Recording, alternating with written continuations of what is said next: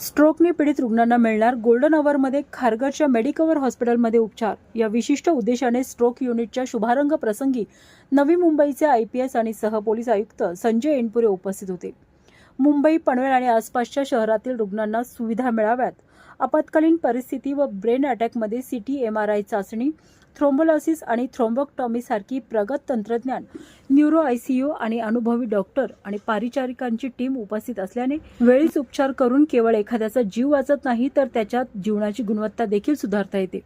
Medicover हॉस्पिटलचे केंद्र प्रमुख संदीप जोशी यांनी नवीन स्ट्रोक युनिटद्वारे तज्ज्ञ डॉक्टरांच्या नेतृत्वाखाली आधुनिक तंत्रज्ञानाच्या मदतीने उत्तमोत्तम रुग्णसेवा पुरवण्याचा यशस्वी प्रयत्न करत असल्याचे सांगत हॉस्पिटल व्यवस्थापनाच्याकडून उपस्थित सर्व मान्यवरांचे आभार मानले।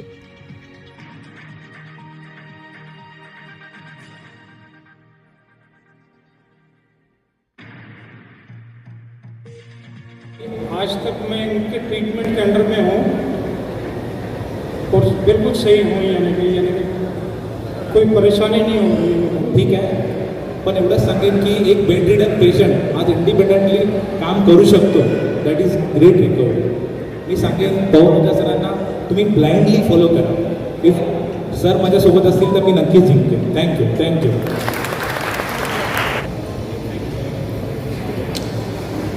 कधी माइल्ड होतो, कधी एकदम मोठा होतो। जे मोठा होतो ते सगळ्यांना समजते की आता मोठा लकवा झाला, हॉस्पिटल चला।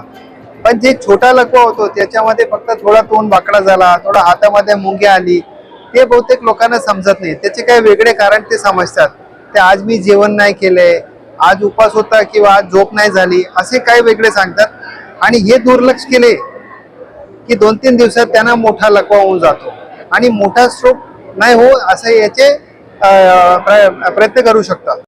जर त्यांना असं काही घरात कोणाला हिस्ट्री आहे लकवेची किंवा त्यांची काय ब्लड प्रेशर, डायबिटीज आहे, तर प्रायमरी प्रिव्हेन्शन पण करू शकतो आम्ही। प्रायमरी प्रिव्हेन्शन मध्ये ज्यांना अजून कधी लकवा झाला नाही त्यांना न्याय होऊ याच्यासाठी काय प्रयत्न करायचे। आणि त्याच्या बरोबर तुम्ही रेग्युलर व्यायाम करा, विटॅमिन्सची टॅबलेट वगैरे घ्या, थोडा योगा मेडिटेशन करा। आजच्या याच्यामध्ये स्ट्रेस भरपूर आहे आणि त्याच्यामुळे पुढे लकवा नाही होईल असं मी गॅरंटी देतो।